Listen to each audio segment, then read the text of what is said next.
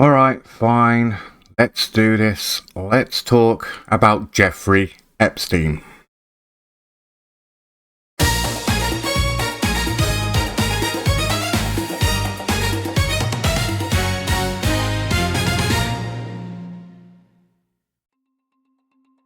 Hi, I'm Dick, I'm a stick, and this is your Daily Dick.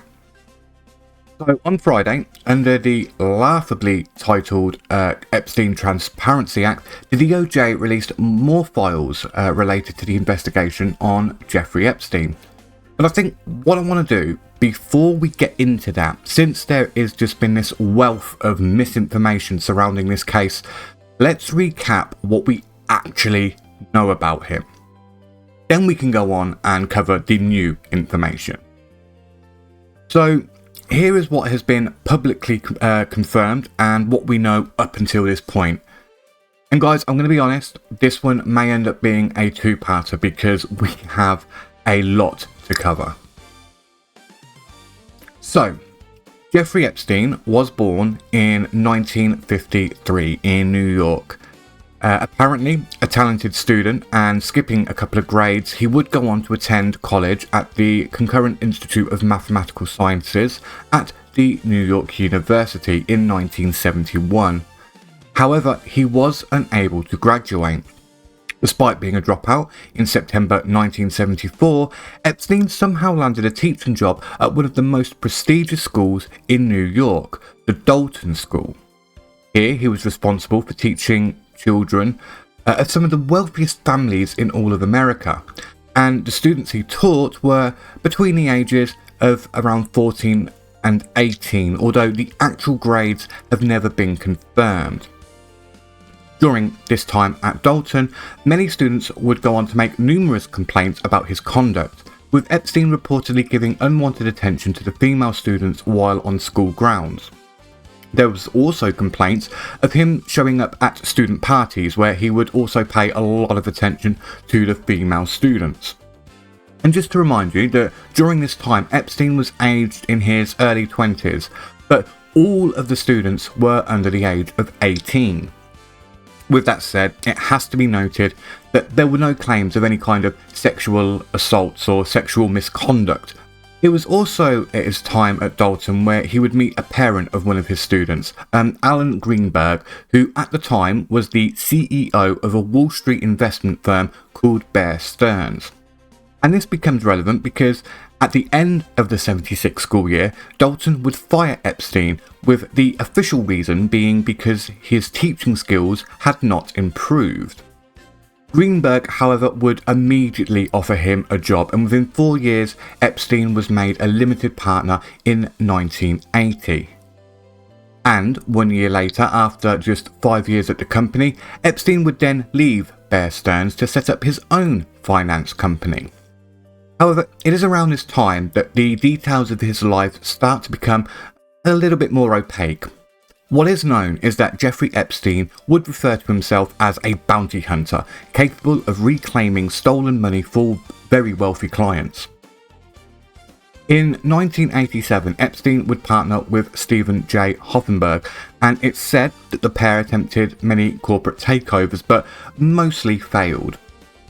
Then a year later, at the age of 35, in 1988, Epstein would found the J. Epstein & Company consulting firm. This firm would offer money management services to people with a net worth of over $1 billion. This is where he became connected to the retail mogul Leslie or Les Wexner, famous for Abercrombie & Fitch, Victoria's Secret and La Senza, just to name some of the big retail names. It is assumed that this is where Epstein really started to make his money, because it was in the early 90s that he started purchasing all his properties, and this included the property in Palm Beach, Florida, New Mexico, Paris, as well as the largest mansion in Manhattan. And the guy must have been doing pretty well for himself, because it was around this time that he would buy not one, but 2 private islands in the US Virgin Islands area. These islands were the island of Great St. James and the island of Little St. James, which would go on to become infamously known as Lolita Island. His private jet would also be nicknamed the Lolita Express by locals, both of course being references to the 1955 novel Lolita. Epstein then moved his business operations to these islands because tax reasons. And just a quick personal insert here, but I mean, what does it say about your tax system when purchasing a private island is cheaper than just paying your taxes? And yeah, I'm just being a little bit silly because obviously there were probably other reasons, but always take the chance to take a stab at taxes when I get them. However, it is safe to say it was around this time in the 90s, up until his plea deal of 2009, where this is where Epstein was probably most, shall we say, active. And if you think that's a big chunk of time to just kind of skim over, well, you'd be right. But this is pretty much all the information we have.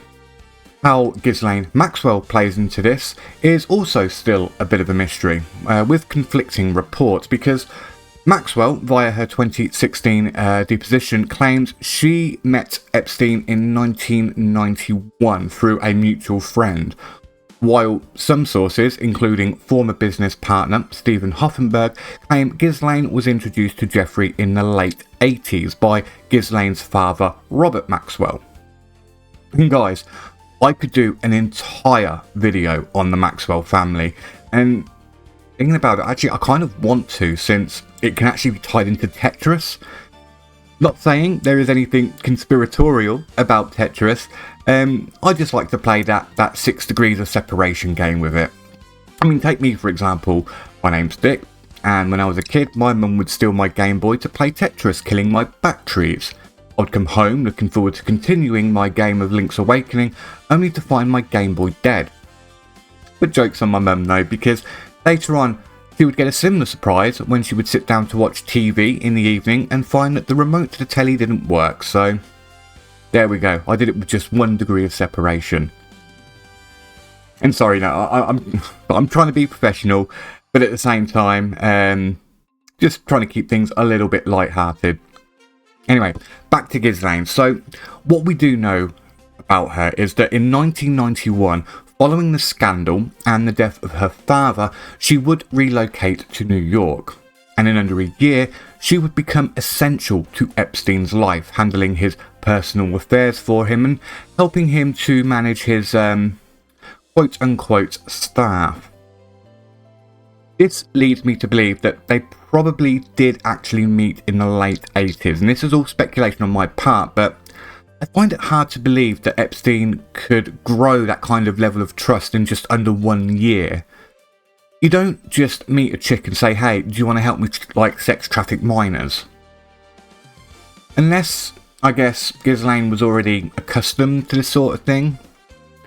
But I also do kind of wonder if the Maxwells may have had anything to do with the founding of Epstein's company, which again was founded in 88. Of course, this is all speculation on my part.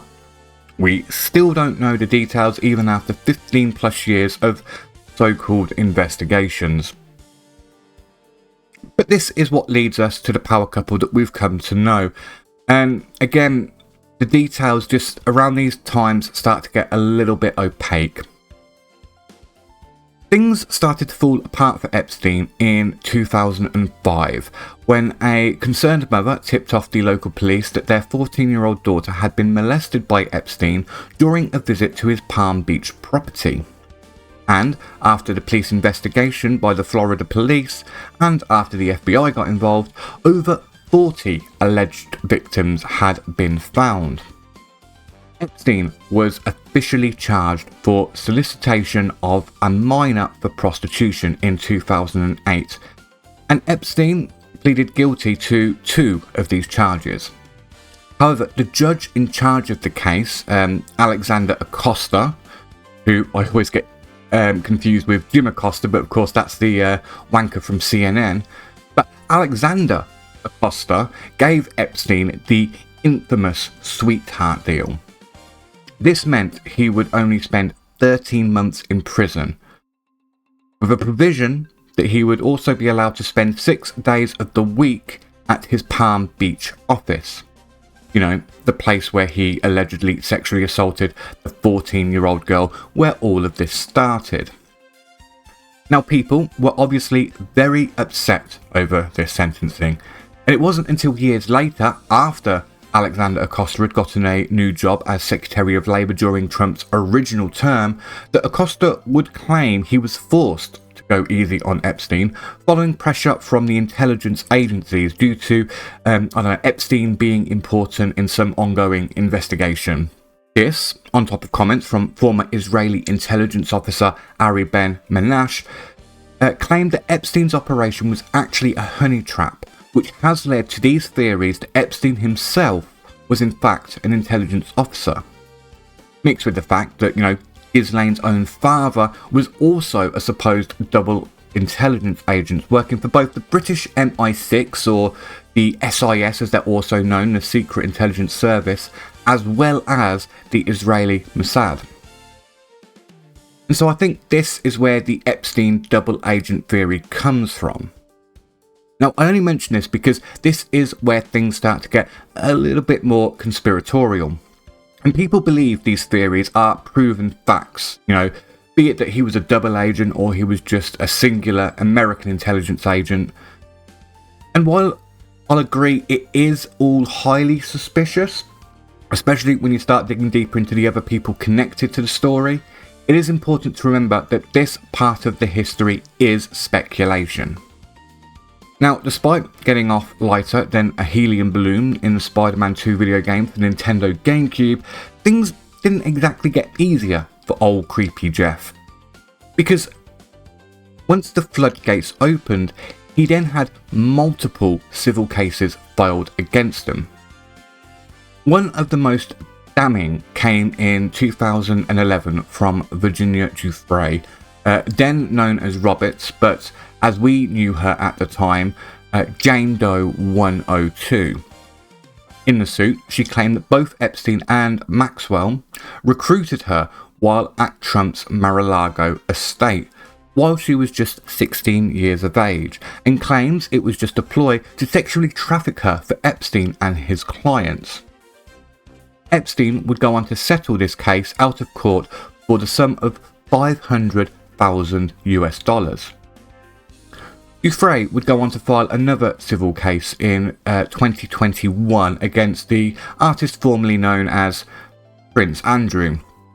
In this case, Giuffre claimed she was forced to have sex with the former prince 3 times. Now, Andrew did deny these allegations, but this case was also settled for an undisclosed sum. Andrew would then go on to have an interview, which can only be described as embarrassing for everyone involved, where he tried to defend his innocence and just ended up making himself look more guilty. And sometime during October 2025, I can't say king, let's just say Sausage Fingers stripped him of his title of prince in an attempt to distance the Windsor family from the entire Epstein mess. But let's not forget that King Big Ears did have his own questionable relationship with his British counterpart, Jimmy Savile, another person accused of sex trafficking minors for the most wealthy and powerful people, this time in Britain. And I'm sorry guys, I know I'm getting less and less professional the longer this clown show goes on, but I'm just trying to keep myself amused, Now, before moving on, it's also worth noting that Giuffre did name some other names. In her 2015 defamation suit against Maxwell, some of the names that she made included Alan Dershowitz, Epstein's former attorney, Glenn Dubin, a hedge fund billionaire, Bill Richardson, former governor of New Mexico, Marvin Minsky, a now deceased MIT scientist, George J. Mitchell, former US Senate Majority Leader, and Jean-Luc Brunel, a modelling agent that has been charged with rape and eventually died of suicide in 2022. Now, in the case of Dershowitz, I have to point out that Giuffre would go on to drop her defamation suit against him in 2022, claiming that she may have made a mistake. It's also worth noting that all of these men have denied the allegations and none of them have faced criminal charges, at least in the case of Giuffre's accusations. In her memoir, she also claimed to have been raped by a quote-unquote well-known Prime Minister and a former US Senator, but said she feared these men and would not be able to name them. It's also critical to note that Giuffre never named Donald Trump in any of her cases, even though she met Maxwell while at his Mar-a-Lago estate. And while we're on this topic actually, she never named Bill Clinton either, but we'll come back to the whole Trump versus Clinton thing later. Sticking to the timeline, we're still somewhere between the 2008 arrest and his 2019 arrest. And it was during this time the media got their hands on the infamous Little Black Book and the flight logs. These were released to the public completely unredacted. However, it needs to be stressed that this is just his contact book. And I'm sure we've all got numbers of people we don't like in our phones because of business or professional reasons. Being on the list or the flight logs isn't evidence of any wrongdoing. In the interest of being factually accurate as possible with regards to the flight logs especially, the logs list the departure and arrival airports of all of the flights. But this also doesn't prove any wrongdoing. From this, we know Trump never visited Little St. James. Trump's appearance between the year of 1993 and 1997, and mostly this just lists him travelling between Florida and New York in the 6 times he appears. So all of these flights were domestic. We also can't verify if Clinton ever did either, because although he does show up 26 times, the logs just indicate various international locations, including Asia, Africa and Europe, but not St. James, which would be the closest airport to Lolita Island. And trust me on that one, guys, I know, because I've actually done that flight myself in Microsoft Flight Simulator a couple of times. And yes, I am a nerd, thanks for asking. Look, the problem with this Little Black Book and the flight logs is that they're not the smoking gun people would have you believe them to be. And I do think this is why Pam Bondi claimed that there is no client list, which was a stupid thing to say, yes, admittedly, especially after having previously stated not that long before that she had the client list on her desk waiting for review. Because people have this image in their head that anyone connected to Epstein is automatically guilty by association, and that he kept this list of all of his perverted mates just lying around for law enforcement to find, when in reality he probably could have just looked through his normal contact list and known who wanted the professional services and who wanted something a little extra. And yes, while we all do want justice, it is just important that we keep a level head and not let emotions cloud our judgment. We can't just be throwing around baseless accusations. You wouldn't like it if someone started calling you a pedo just because you're friends with someone that was later found out to be a pedo. And I'm going to come back to this thought later, but we still have a bit to cover, so let's get back to Jeffrey.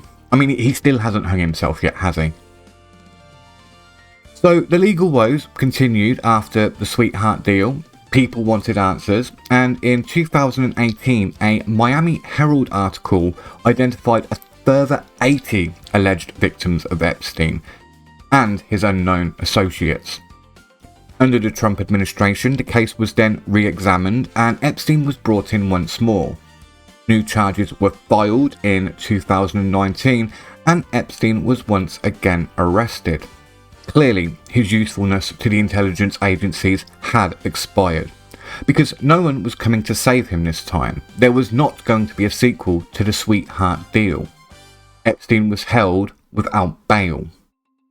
While in his Manhattan jail cell, Epstein apparently did show signs that he had attempted to hang himself. Even still, less than 1 week later, he was taken off the suicide watch list, meaning he wasn't being checked up on constantly. The day before his death, his cellmate was moved and never replaced. On the day of his death, the guards didn't follow protocol, where they were supposed to check on him every 3 hours. And on top of all that, the cameras monitoring his cell malfunctioned, and so no footage was recorded leading up to his death. It wasn't until the following morning that Jeffrey's body was discovered. The death was ruled a suicide. Giuffre also sadly passed away this year. On the 24th of March 2025, Giuffre was in a traffic accident where her car was hit by a school bus.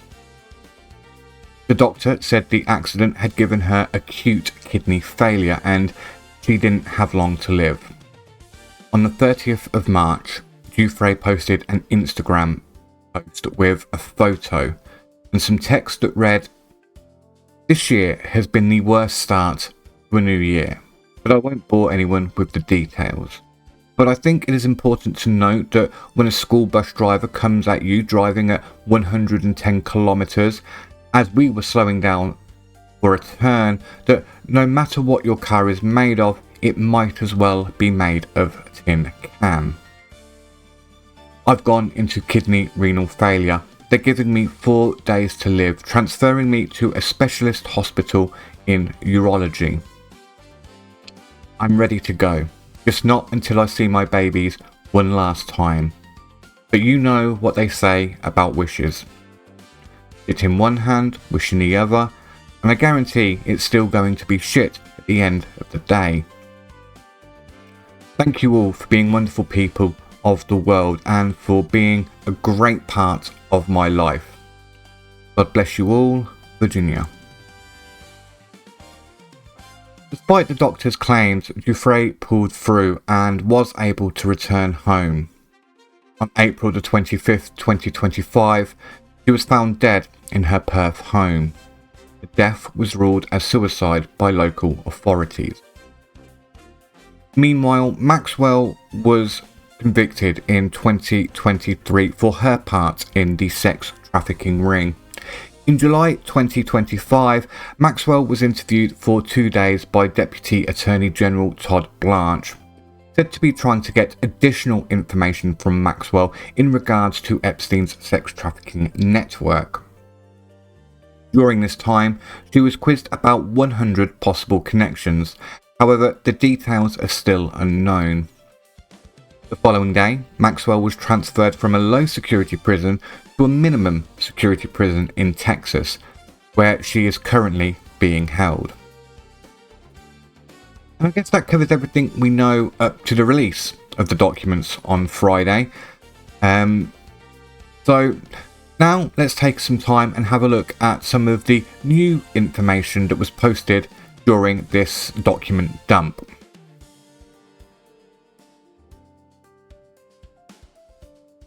Oh, hang on.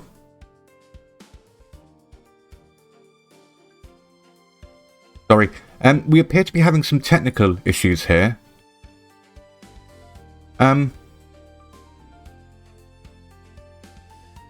Oi, Steve. What's going on? Right. What about the Transparency Act? What do you mean? What do I mean? These weren't supposed to be redacted other than to protect the victims' identities.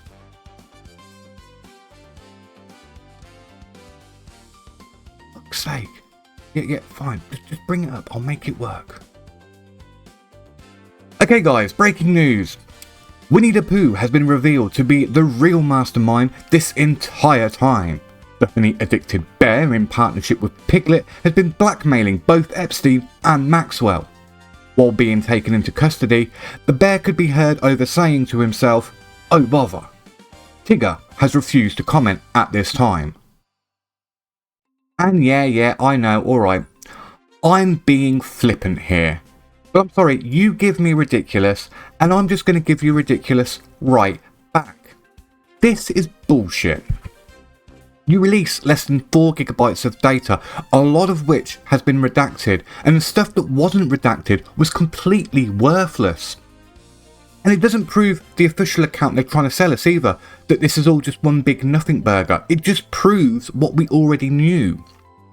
Jeffrey was very well connected, and he was clearly up to some very questionable stuff. I don't need to know where Epstein and Maxwell went on their bloody holidays. I don't need to know Epstein had shit interior decorating tastes. I don't need to know he has a stuffed dog. I mean, News at 11, Jeffrey Epstein was a pedo and had some weird pictures of underage girls hanging on his wall. Well, yeah, we know he was a creep. We know he was a weirdo. I mean, anyone staying at that New York place would have seen that. So I want to know who stayed at this place, who knew he was a weirdo, and who was he trafficking minors for? Who were these mysterious associates that we know frightfully little about, that are still walking around to this day scot-free? These photos tell us nothing. We already knew people like Kevin Spacey and Chris Tucker were connected to Epstein because of the leaked documents that we got over 10 years ago. What the fuck are taxpayers paying you for? We don't know if someone is complicit with the sex trafficking just because they're in a photo with Epstein. That's fair, and that is why we need arrests. But to be quite frank about it, it's not our jobs to work out who's guilty and who's innocent. That's their job. That is down to the FBI and other responsible law enforcement agencies. These tossers just need to do their job. It's not like they haven't had the time. That is down to the FBI and other responsible law enforcement agencies. These tossers need to do their job. It's not like they haven't had the time. Even if we go from the federal charges, they've still had over 6 years. And if we go even further back to the sweetheart deal, they've had 20 years. 2 decades to investigate. Are you really trying to tell me that after all of this time, you've made zero progress? You really want us to believe that after all these years, you've accumulated less than 4 gigabytes of data for this entire case? When even in the photos you do produce, we can clearly see these crates and boxes of hard drives and a room that, to me at least, looks like a server room. And yeah, okay, I don't need to see the explicit stuff. I don't need to know all of the gruesome details, and frankly, I'd be happier not having to look through Epstein's personal wank bank. But I'm not buying that after all this time, all you have is court documents and a couple of thousand photos. And the redactions, yeah, they're a joke. They claimed all they were going to do was just redact parts to protect the identity of the victims. But there are entire pages of just giant black boxes. Entire documents redacted. That doesn't look like you're trying to protect victims. It looks like you're trying to cover something up. Especially when a lot of these documents we've already seen unredacted. And then they release that image with Clinton and MJ and I believe it was Diana Ross, where Michael had his kids with him. We've seen this photo unredacted. I believe it's actually on Getty Images. And they redact the identity of the kids. And all that does is just incriminate everyone in their photo, because by their own logic, this is implying that the kids were victims. And then also over the weekend, actually, while doing research and getting all the bits together to record this video, I saw a post on Twitter that I did verify for myself, where the DOJ had removed the photo of the drawer that had the Trump pictures in it.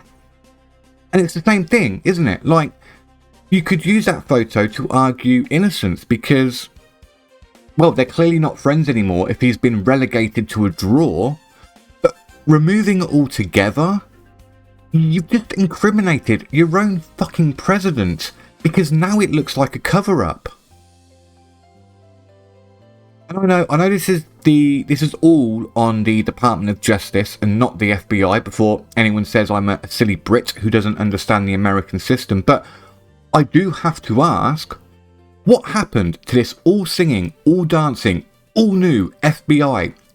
Pam Bondi, Kash Patel, Dan Bongino, the superstars that were going to clean up house, restore the reputation of the FBI, the heroes that were going to make Americans trust their government again. Because we went from, we'll get everything released and I'm reviewing the client list now, to the documents have been destroyed and there is no client list, so fast that I legitimately got mental whiplash. And it's the same thing every time, isn't it? Every time. JFK, 9/11, the quote-unquote official narrative never quite adds up. And we know we're being sold a crock of shit. We're not stupid. So for decades we do the conspiracy theorists won't believe the official story dance, when anyone with half a brain can see that the official story simply doesn't make sense. The Epstein case, admittedly, doesn't have like a Tower 7 sized plot hole to it, but then that's because the entire thing is just a Tower 7 sized plot hole. And then decades later, once everyone connected is dead and can no longer be held accountable for their actions, well then we get the actual documents released, and the government will finally admit that yes, the conspiracy theorists were right all along. And of course, by then, no one really cares, because everyone is already busy trying to figure out the latest bullshit that they're being sold. Just rinse and repeat for all eternity, nothing ever gets done. Well, I'm sorry, but this time we're going to have to say no. We want answers now. What of the claims from the victims, like Giuffre, that it was all just one big blackmail operation? What about Epstein's own comments on how he had quote-unquote dirt on some very rich and powerful people? And the claim from Ari Ben Menash about it being a honey trap? Because you can't just explain away all of these separate reports painting the same picture with just, well, we say so guys, you can trust us. I mean, you really can't claim that and then go on and to release hundreds of pages of black bars and sometimes just entire black boxes. Because that don't look like nothing. That looks like a cover-up. I mean, thinking people are that stupid is just insulting. How else do you explain how a college dropout and a failed high school teacher could go on to become such an international man of mystery that's linked to the British royal family, presidents of past and present, and high-level government officials and some of Hollywood's biggest celebrities? Yeah, okay, a lot of money can be made in finance, but the kind of money that Epstein was flashing around? No, I think this guy had some sort of backing. How else would you explain all this?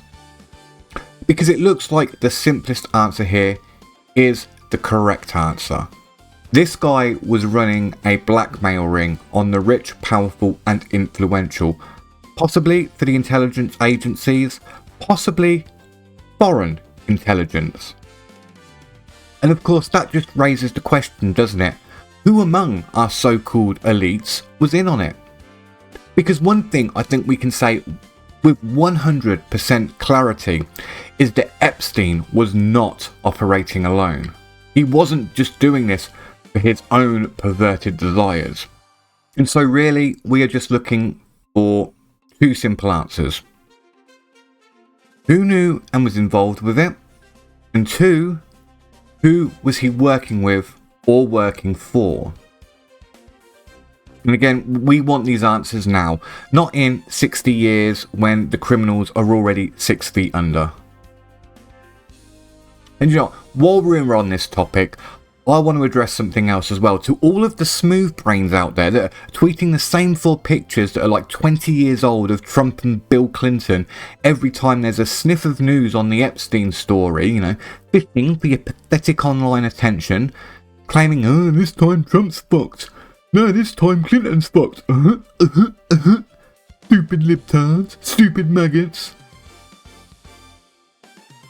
Actual children have been sexually abused by your country's most rich and powerful, and you don't give a fuck about that. You don't care that you're being played for fools. You just want to waste your life being a prick on the internet. I don't give a fuck. If Trump is guilty, I want to see him prosecuted to the full extent of the law. If Clinton is guilty, I want to see the same. I want to see closure for the victims. And this isn't a party thing. This is the upper levels of society thinking they're above everyone else and can do whatever they like.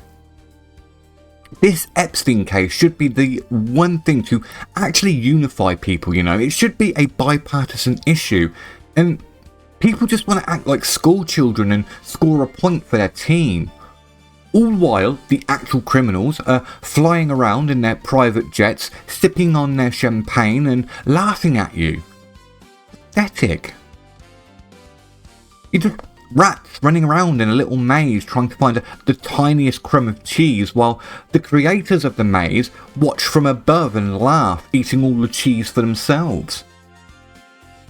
And you know a way out, you do. You know, if you stopped pointing fingers at each other and started pointing them in the direction where they need to go, and the actual people that have control over your lives, you might actually get something done.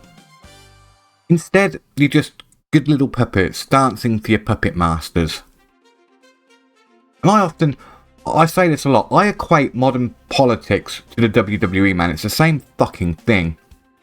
They pump out these stories, which, you know, in the wrestling world would be the kayfabe. You have your faces and your heels, depending on what colour tie they wear. And they yell at each other on the camera and act like they're fighting over the important issues. But then, as soon as they think the camera's off, they're high-fiving each other. They're going to the same parties and they're going out for dinner together. And I know this isn't everyone. Not everyone has the political brain rot. And it is very telling when you see the same accounts fanning the flames between the party lines, and then you see the actual people who are calling out the correct people. I'm fed up of seeing more retards on my timeline than people that have got their heads screwed on.